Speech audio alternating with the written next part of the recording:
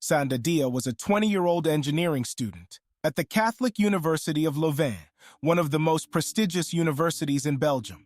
He was born in Belgium to an immigrant family. His father came from Senegal as a refugee a few years before Sanda was born, seeking to secure a better future for his family. Sanda's father worked in a factory, struggling to provide his two sons with a decent life in their new country. He worked overtime, studied the local language at night, and helped his sons with their homework, sacrificing his own sleep. His only wish was that his sons would succeed in life and have better opportunities than he did. From an early age, Sanda realized the importance of education and hard work. He realized that because of the color of their skin, he and his brother would have to work twice as hard to get the same respect and career opportunities as indigenous Belgians. Sanda had a close friend named Ferry, whom he had known since kindergarten. They lived within a 5-minute walk of each other and were inseparable. Together, they enjoyed cycling, manga, and dreamed of going to university, getting a good job, saving up money, and moving to Japan someday. They even made a promise to each other to remain best friends for life and travel together to the land of the rising sun. Sanda stood out among his peers for his natural talents. Whether it was solving complicated math problems or playing soccer, he amazed his friends with his abilities. Despite the fact that people often envy such gifted individuals, Sanda was a favorite because of his charisma and approachability, his ability to communicate and find a common language with everyone. After graduating from high school, Sanda entered the Catholic University of Louvain, becoming the first in his family to have the opportunity to study at such a prestigious university. This achievement filled his father with incredible pride, surpassing all his dreams. Although the university was only 30 minutes away from home, Sanda decided to live in a dormitory. He chose to major in civil engineering, having set his sights on a master's degree in the field from the start. Sanda, who seemed wiser than his years, was driven by a desire to make his father proud. His ambition was to complete his studies, find a high-paying job, and enable his father to retire, thus repaying him for all the sacrifices he had made for the children's future. Royuseg was a student fraternity founded over 70 years ago at the Catholic University of Leuven. Its symbol was the Flemish lion, which emphasized the connection with local culture and traditions. This secret fraternity consisted exclusively of male students of law, engineering, and business, indicating its elitism and focus on future leaders in these fields. The Brotherhood had about 30 active members, most of whom came from influential and wealthy families. Royuseg was considered one of the most coveted student associations at the university, and almost every student dreamed of becoming a part of it. However, they only accepted 2 or 3 newcomers each year, making membership extremely exclusive. There were many rumors surrounding the fraternity, which made it even more mysterious and attractive to students. It represented a kind of student aristocracy, wielding considerable influence not only at the university, but also beyond thanks to the connections of its members. The Brotherhood was known for its brutal initiations of newcomers. The selection process included 2 months of rigorous evaluation of candidates, followed by a final initiation lasting 2-3 days. During this period, the new recruits were subjected to constant physical and psychological abuse and were completely under the control of senior members of the Brotherhood. Initiation included a variety of humiliating and dangerous tasks. For example, pledges were forced to drink excessive amounts of alcohol, consume the urine of fraternity members, swallow live animals such as goldfish and mice, and stand in ice-cold water for long periods of time. These practices were justified as ways to test the commitment and endurance of pledges, but were in fact a form of abuse. Despite the dangerous nature of these initiations, they continued for years without serious intervention from university administrators or law enforcement. This demonstrated the fraternity's considerable influence and its ability to avoid responsibility for its actions. In 2018, Sanda was in his 3rd year of a 5-year civil engineering program. He was already thinking about finding a job after graduation, so he avoided actively participating in student parties, instead focusing on finding a promising job to support his family and pay his bills. Sanda was aware that his skin color could be an obstacle to obtaining a coveted position in a predominantly European, closely knit industry. He was under no illusions about the difficulty of this task. Armed with strong academic achievement, interpersonal skills, and tireless diligence, Sanda understood the importance of making vital connections. This realization led him to consider joining the Ryusgam fraternity, a group that was synonymous with prestige, social connections, exclusivity, and the critical contacts he needed for his career. In a world that values not only merit, but also influential connections, this seemed like a strategic move. Sanda's decision to apply surprised his friends, with the exception of his older brother, who saw the potential career benefits of such societies. His childhood friend Ferry, who believed in Sanda's natural sociability and friendliness, was initially skeptical of these fraternities and even tried to talk Sanda out of what he considered a dangerous move. For Dia, the decision to join Ryuseg was not spontaneous.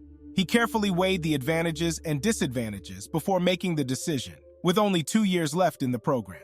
In 2018, Sanda was one of 10 students who successfully passed Ryuseg's rigorous selection process. Of these 10, only 3, including Sanda, advanced to the final stage of initiation. The initial stage of initiation involved the filtering out of candidates by the regular members of the fraternity who did not match their interests, personality, or communication style. Narrowed down to 3, the real test was just beginning. A grueling 2 months of evaluation by an elite student panel, culminating in a lengthy initiation ceremony lasting 2 to 3 days. During this period, the new recruits were constantly subjected to sophisticated abuse, continuously, without interruption, completely at the mercy of the fraternity members. Sanda knew of the harsh trials that lay ahead. He had heard stories of cruel initiation rituals.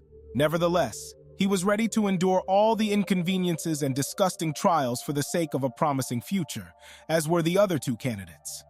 Dia realized that the process would be difficult, including ridicule and testing their limits. However, no one expects to risk their lives in such situations.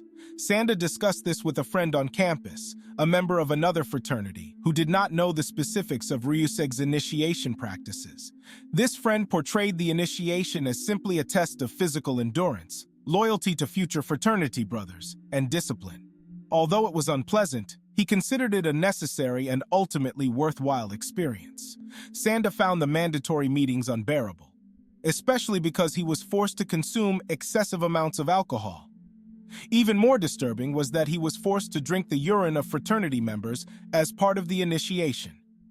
Dia, along with other newcomers, was constantly subjected to verbal and psychological torture.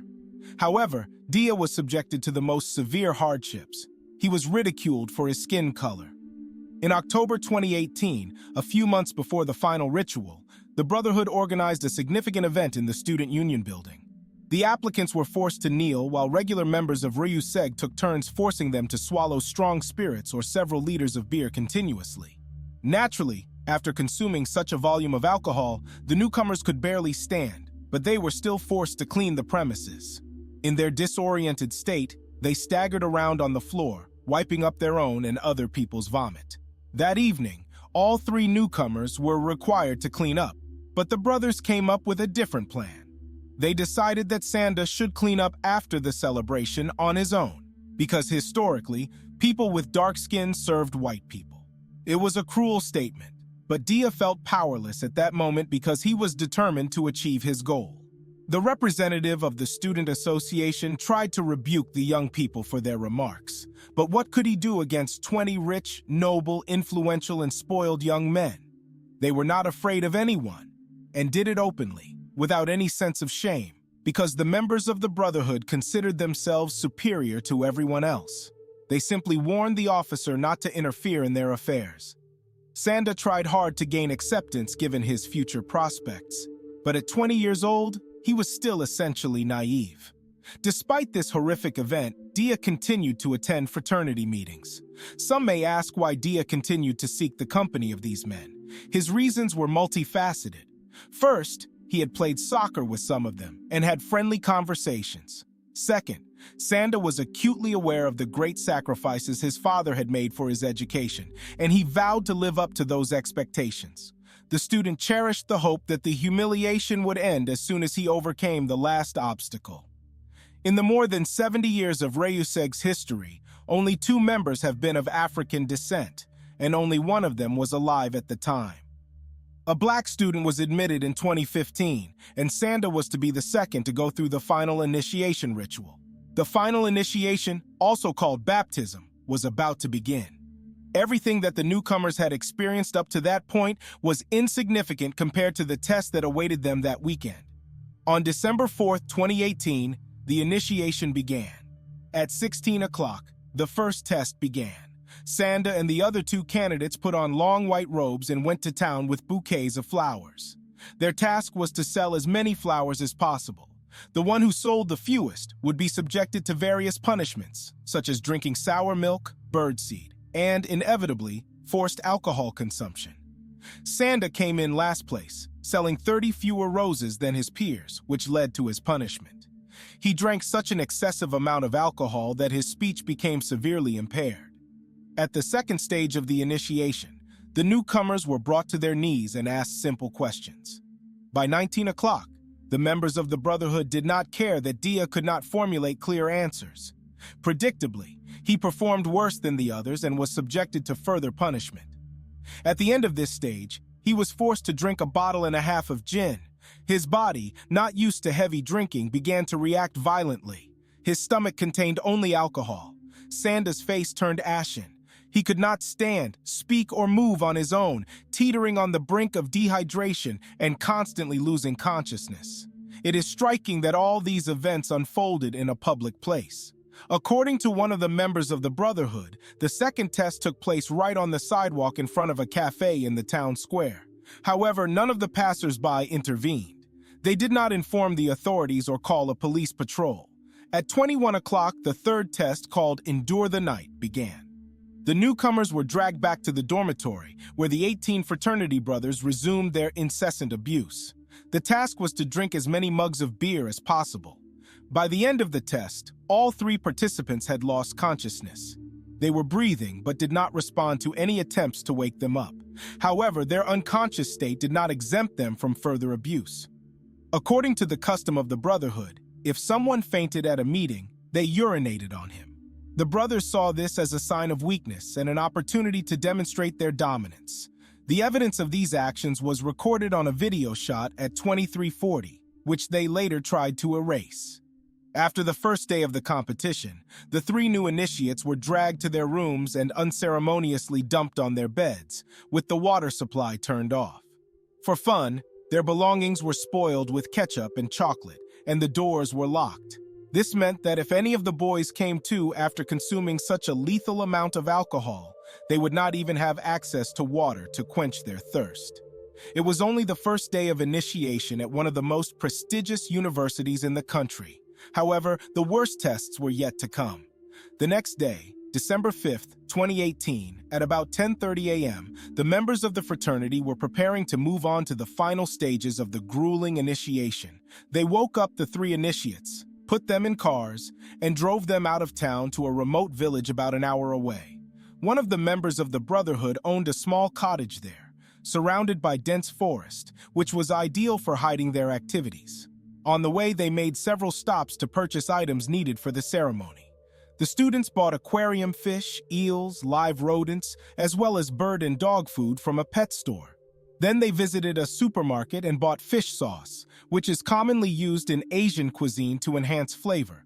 It has a high sodium content, approximately 16 to 70 milligrams per tablespoon, which is almost 70% of the recommended daily intake, and is not usually consumed in large quantities. They also bought duck eggs, sardines, clams, shrimp paste, mussels, and other foods. During one of these stops, they met a teacher who noticed that one of the students clearly needed help. She expressed her concerns to the frat members and even suggested calling the police. However, the students convincingly reassured the professor, claiming that Sanda was simply drunk and in shock. They assured her that the initiation was over, and they intended to sober him up with a cold bath. Dismissing the professor's fears, the group continued to the hut in the forest. The details of the subsequent events were reconstructed by the police using recovered deleted video footage and limited evidence. The full truth about what happened in that forest remains unknown. Over the course of several hours, the three initiates were forced to dig a large trench in which they were subsequently placed. As the initiates struggled to keep warm, other members of the Brotherhood, A group of 18 young adult men surrounded the hole. They filled it with ice water and live eels. In Belgium, the average temperature in December ranges from +3 to +7 degrees Celsius.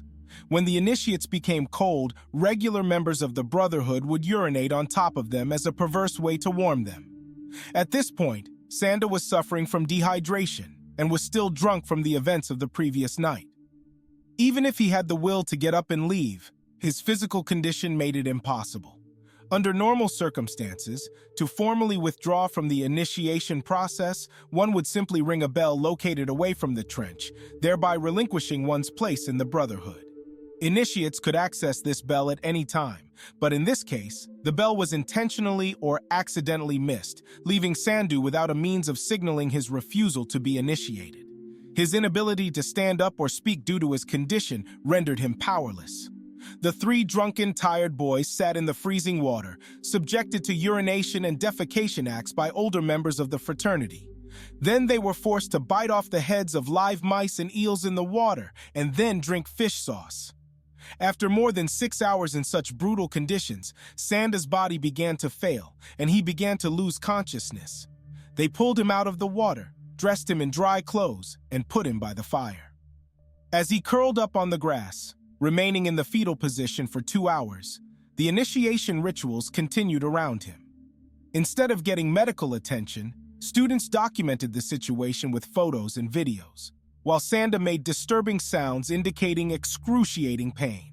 Excessive sodium intake caused Sanda's blood pressure to rise severely, leading to a nosebleed, and he became completely out of contact. At 20:57, a senior member of the fraternity finally decided to contact the emergency services.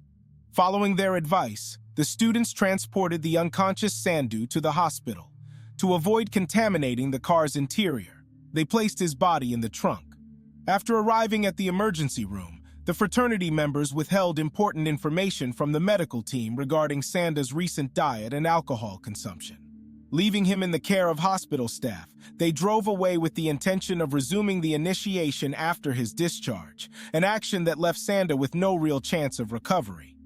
While medical specialists were conducting tests and trying to find out the cause of his condition, Sanda's organs began to fail. Due to the severity of his condition, he was transferred to the University Hospital of Antwerp, which had better facilities. There, Sanda's heart stopped functioning. He fell into a coma, and later the 20-year-old tragically lost his life. The main cause of death was determined to be the toxic level of sodium in his body, which was a direct result of excessive consumption of fish sauce. The hospital notified the police, which prompted an immediate investigation into the circumstances of his death. By 2240, 2 other initiates who were continuing the initiation ritual were also hospitalized. Upon learning of their children's critical condition, their parents rushed to the hospital. Meanwhile, members of the Brotherhood hastily worked to destroy any evidence of the initiation. They filled in the trench that had been used for the tests, cleaned the room that had been contaminated with ketchup and chocolate, restored the water supply, and deleted compromising messages, photos, and videos from their phones. When the police arrived at the scene, no physical evidence remained. However, investigators were later able to recover deleted data from the mobile devices. Despite the recovery of this evidence, the investigation faced significant obstacles. The children involved belonged to influential families whose parents quickly sought legal representation. While the evidence implicating the 18 fraternity members in Sandadia's death grew stronger, the investigation was lengthy and met with constant obstruction from influential parents. All 18 students deleted their social media profiles and limited their communication, communicating only through their lawyers. After the tragedy of Sanda's death, the Ryusagam fraternity was disbanded. The university imposed disciplinary sanctions on all those involved, requiring them to perform 30 hours of community service and write an essay on the role of tradition in student organizations. Surprisingly, none of the participants were expelled from the university. The 18 people involved in the incident graduated without significant consequences. In response to this outcome, professors aware of the situation wrote an open letter advocating for harsher penalties for the group, but no additional action was taken against these students. The formal legal process ended in July 2020. After that, The lawyers representing the two members of Royisgam demanded further investigations. Apparently, this was a tactic to reinterpret the entire incident as a tragic accident and attribute blame to the deceased student for his allegedly poor health. It was only on May 26, 2023, that the Antwerp Court of Appeal delivered its verdict, finding 18 members of the fraternity guilty of manslaughter and humiliating treatment. Each was fined €400 and sentenced to perform community service. In addition, they were collectively ordered to pay approximately €30,000 in compensation to Dia's family. To avoid affecting their future prospects, the students' identities were concealed. The leniency of the sentence for those responsible for Sanda Dia's death caused widespread discontent, leading to protests in various cities. Despite these demonstrations, no significant changes have been reported as a result. In this case, the lack of justice remains a painful aspect of the story. Many people expressed their outrage on social media and in the media, considering the sentence too lenient for such a serious crime. Some commentators pointed out that the case exposed deep problems in Belgian society, including racism and class inequality. They argued that if Sanda had been white and from a wealthy family, the outcome might have been different. Others drew attention to the culture of student fraternities and the need for stricter regulation of their activities. They called on universities to take greater responsibility for the safety of their students and to introduce stricter rules regarding initiations and other potentially dangerous practices. Sanda Dia's family expressed their disappointment that not all of their questions were answered, including who provided the fish sauce that proved fatal. They also expressed their dissatisfaction that the identities of the perpetrators were concealed, believing that this protected them from full accountability for their actions.